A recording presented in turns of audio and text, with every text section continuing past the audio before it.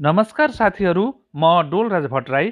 आज मैले शिक्षक सेवा आयोगको आधारभूत तथा माध्यमिक तहको पाठ्यक्रममा समावेश गरिएको शिक्षक सेवा आयोग नियमावली 2057 को विशेष अध्ययन र तत्सम्बन्धी परीक्षामा सोध्न सक्ने विषयवस्तुहरूको विश्लेषण लिएर आज पुनः उपस्थित भएको छु। यस भिडियोमा मैले 11औं संशोधन सहितका विषयवस्तुहरूलाई समावेश गरेर अध्ययन गरेको छु। आउनुहोस् एकैछिन सँगसँगै अध्ययन गरौँ र विषयवस्तुको जानकारी लिनतर्फ लागौँ है त। शिक्षक सेवा आयोग नियमावली 2057 सम्बन्धी अध्ययन।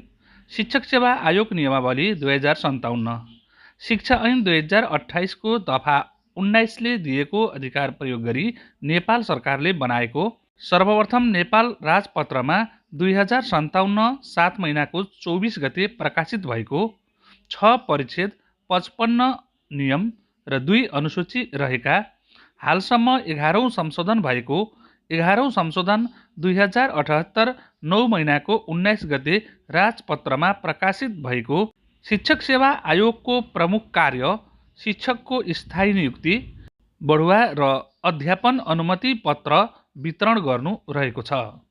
अध्यापन अनुमति पत्र सम्बन्धी विशेष व्यवस्था। अध्यापन अनुमति पत्रको ढाँचा अनुसूची 2 मा रहेको अध्यापन अनुमति पत्रको पूर्णाङ्क 100 र उत्तीर्णाङ्क 50 रहेको छ। हाल विषयगत अध्यापन अनुमति पत्रको व्यवस्था रहेको मगज बिग्रेको, फौजदारी मुद्दामा कसुरदार ठहरिएको, अयोग्य हुने गरी सेवाबाट बर्खास्त गरिएको, तालिम नलिएको, योग्यता नपुगेको, 18 वर्ष नपुगेको र गैर नेपाली नागरिक अध्यापन अनुमति पत्रको उम्मेदवार हुन नपाउने व्यवस्था यस ऐनमा गरिएको छ। स्नातकोत्तर उत्तीर्णले उम्मेदवार हुन पाउने तर 2 वर्षभित्र तालिम लिनुपर्ने, नत्र अध्यापन अनुमति पत्र खारेज हुने व्यवस्था पनि यस नियमावलीभित्र गरिएको छ। सम्बत 2068 श्रावण 1 गतेदेखि प्राथमिक तहको शिक्षकको लागि प्रवीणता प्रमाणपत्र तह वा सो सरहको परीक्षा उत्तीर्ण हुनुपर्ने व्यवस्था यस नियमावलीले गरेको छ। +2 वा प्रमाणपत्र तहमा 200 पूर्णाङ्क शिक्षा सम्बन्धी विषय अध्ययन गरेको भए तालिम नचाहिने व्यवस्था शिक्षक सेवा आयोग नियमावलीमा रहेको छ। यसैगरी समावेशी सम्बन्धी व्यवस्था। पाठ्यक्रम संशोधन भएमा 3 महिना अगाडि सूचना दिनुपर्ने, आयोगलाई समावेशी बनाउन 6 समूहमा विभाजन गरिएको, कुल सङ्ख्याको 55% खुल्ला र 45% समावेशीलाई छुट्याइएको, महिला 33%, आदिवासी जनजाति 27%, मधेसी 22%, दलित 9%, अपाङ्ग 5% र पिछडा क्षेत्र 4% समावेशीलाई छुट्याइएको छ।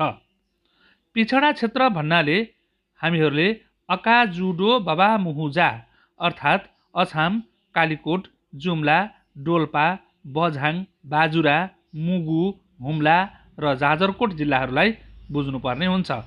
समावेशीको व्यवस्था 10 वर्षमा पुनरावलोकन गर्नुपर्ने शिक्षक सेवा आयोग नियमावलीमा उल्लेख गरिएको छ। परीक्षा सम्बन्धी। शिक्षक सेवा आयोगको परीक्षाको किसिम 3 प्रकारका छन्। लिखित परीक्षा 1 सामान्य परीक्षा पूर्णाङ्क 100 उत्तीर्णाङ्क 50। 2 विषयगत परीक्षा पूर्णाङ्क 100 उत्तीर्णाङ्क 40। अन्तर्वार्ता पूर्णाङ्क 25 उत्तीर्णाङ्क 10। प्रयोगात्मक परीक्षा पूर्णाङ्क 25 उत्तीर्णाङ्क 10। आवश्यक भएमा मात्र प्रयोगात्मक परीक्षा शिक्षक सेवा आयोगले सञ्चालन गर्नेछ। अन्तर्वार्ता सम्बन्धी। अन्तर्वार्ता समिति 3 सदस्यीय हुने गर्दछ। अन्तर्वार्ताको 25 अङ्क मध्ये अनुभव बापत 5 अङ्क, जसमध्ये अनुभव बापत अस्थायी वा राहत सेवामा कार्य गरे बापत प्रत्येक वर्षको 0.5 अङ्कका दरले बढीमा 5 अङ्क। यसै गरी शैक्षिक योग्यता बापत 5 अङ्क। न्यूनतम शैक्षिक योग्यता बापत प्रथम श्रेणी भए 3 अङ्क, द्वितीय श्रेणी भए 2 अङ्क र तृतीय श्रेणीलाई अङ्क विभाजन गरिएको छैन, अर्थात् अङ्क दिइने छैन। माथिल्लो एक तहको शैक्षिक योग्यता बापत प्रथम श्रेणी भए 2 अङ्क, द्वितीय श्रेणी भए 1 अङ्क र तृतीय श्रेणीलाई अङ्क छुट्याइएको छैन। अन्तर्वार्ता बापत 15 अङ्क, बढीमा 70 र कममा 35% भन्दा धेरै वा कम दिनलाई कारण खुलाउनु पर्ने व्यवस्था यस नियमावलीमा रहेको छ। भवितव्य, अशक्त बिरामी, क्रिया बस्नुपर्दा, सुत्केरी हुँदा यस्तो अवस्थामा यदि अन्तर्वार्ता छुट्न गयो भने त्यसका लागि अन्तर्वार्ता भएको मितिले 10 दिनभित्र निवेदन दिन सकिने व्यवस्था यस नियमावलीमा रहेको छ। नतिजा प्रकाशन सम्बन्धी नतिजा प्रकाशन गर्दा शिक्षक सेवा आयोगले माग सङ्ख्याको 10% वैकल्पिकमा नाम निकाल्नुपर्ने व्यवस्था रहेको छ। वैकल्पिक उम्मेदवार नियुक्त हुन सक्ने अवस्था। सिफारिस गरिएको उम्मेदवारले 30 दिनभित्र नियुक्ति नलिएमा वैकल्पिक उम्मेदवार नियुक्त हुन सक्ने व्यवस्था यस नियमावलीले गरेको छ। यसैगरी नियुक्ति पत्र लिएको 30 दिनभित्र पदस्थापन गरिएको विद्यालयमा हाजिर नभएमा, परीक्षण कालभित्रै पद रिक्त भएमा वैकल्पिक उम्मेदवारले नियुक्ति लिन सक्ने व्यवस्था यस नियमावलीमा रहेको छ। बढुवा सम्बन्धी व्यवस्था। बढुवाका लागि 5 शैक्षिक सत्र पुरा गरेको स्थायी शिक्षक उम्मेदवार बन्न सक्ने यस नियमावलीमा व्यवस्था रहेको छ। बढुवाका लागि जति सिटहरू खाली हुन्छन् त्यसमा 25% आन्तरिक खुल्ला प्रतियोगिता र 75% का समूहका आधारमा बढुवा हुने गर्दछ। 75% का समूह अर्थात् कार्य सम्पादन मूल्याङ्कन बढुवा सम्बन्धी व्यवस्था। नोकरीको ज्येष्ठता बापत 35 अङ्क। यसका लागि प्रत्येक वर्षको 2.5 अङ्कका दरले र अस्थायी सेवा बापत 1.25 अङ्कका दरले बढीमा 35 अङ्क। शैक्षिक योग्यता बापत 20 अङ्क। न्यूनतम शैक्षिक योग्यता बापत प्रथम श्रेणी भए 15, द्वितीय श्रेणी भए 13 र तृतीय श्रेणी भए 11 अङ्क। माथिल्लो शैक्षिक योग्यता बापत प्रथम श्रेणी भए 5, द्वितीय श्रेणी भए 4 र तृतीय श्रेणी भए 3 अङ्क। श्रेणी नखुलेको भए द्वितीय श्रेणीको अङ्क दिइनेछ। यसैगरी कासमूह बढुवामा तालिम बापत 10 अङ्क छुट्याइएको छ।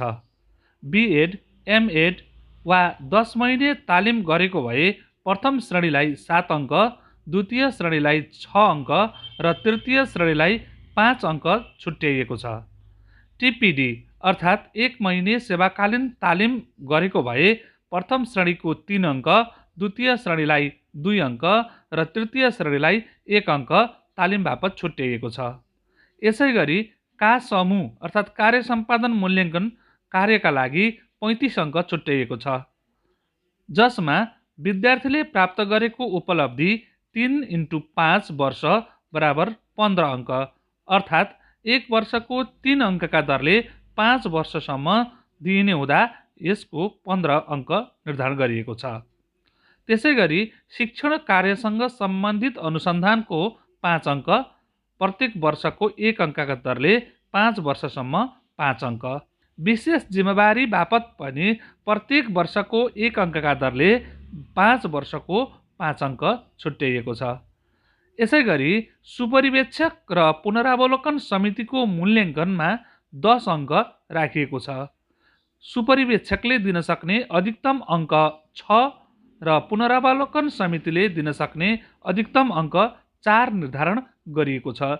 योभन्दा पहिला सुपरिवेक्षकले दिन सक्ने 8 र पुनरावलोकन समितिले दिन सक्ने 2 रहेको थियो।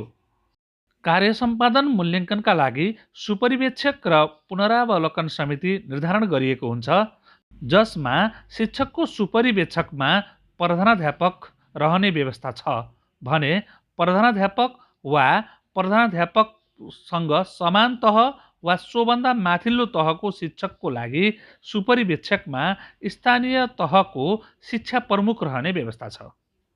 पुनरावलोकन समितिमा शिक्षकको स्थानीय तह शिक्षा शाखा प्रमुख सदस्य, इकाइ प्रमुख सदस्य, विद्यालयको सदस्य गरी 3 सदस्य पुनरावलोकन समिति रहने व्यवस्था छ भने वा प्रसँग समान वा माथिल्लो तहको शिक्षकको लागि स्थानीय तह शिक्षा प्रमुख सदस्य, इकाइ प्रमुख सदस्य, विद्यालय व्यवस्थापन समितिको अध्यक्ष सदस्य रहने व्यवस्था रहेको छ। सम्बन्धित शिक्षकले शैक्षिक सत्र सुरु भएको 30 दिनभित्र का समूह विद्यालयमा दर्ता गर्नुपर्ने व्यवस्था रहेको छ। यसैगरी का समूह अनुसूची 1 मा उल्लेख गरिएको छ। यो पनि परीक्षामा सोध्न सक्छ। का समूह कति अनुसूचीमा उल्लेख गरिएको छ भनेर सोध्न सक्छ। यस शिक्षक सेवा आयोग नियमावली 2057 मा बढुवा सम्बन्धी विशेष व्यवस्था पनि गरिएको छ।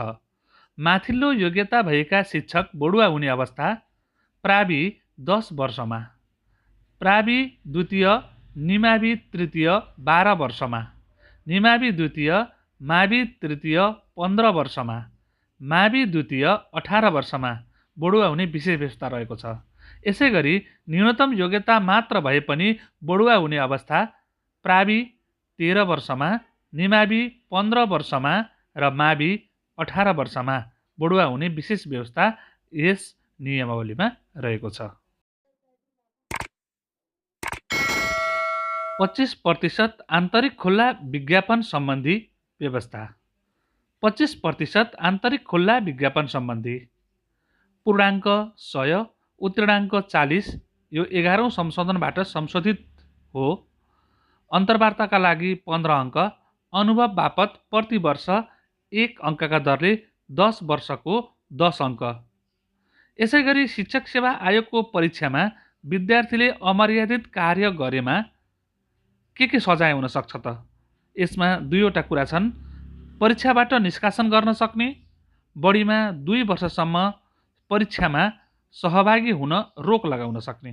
अनुसूची संशोधनको अधिकार नियम 54 मा रहेको छ। यो पनि परीक्षामा सोध्न सक्छ।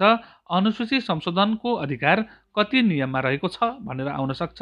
यो नियम 54 मा रहेको छ।